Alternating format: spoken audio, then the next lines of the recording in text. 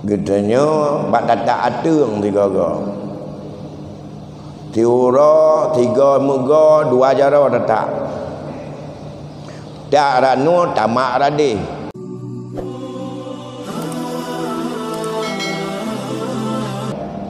Yang hadis ini bersumber daripada Ibnu Abbas radhiyallahu an.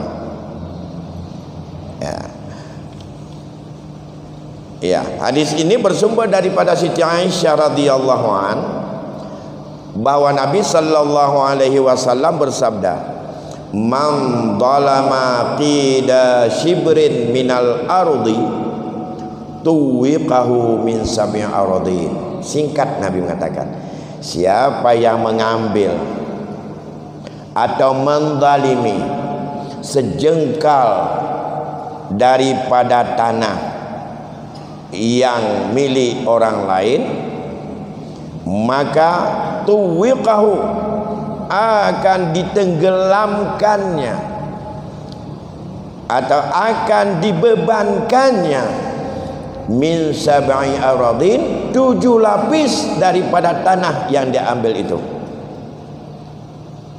Gedenya bak tatak atung tiga ga.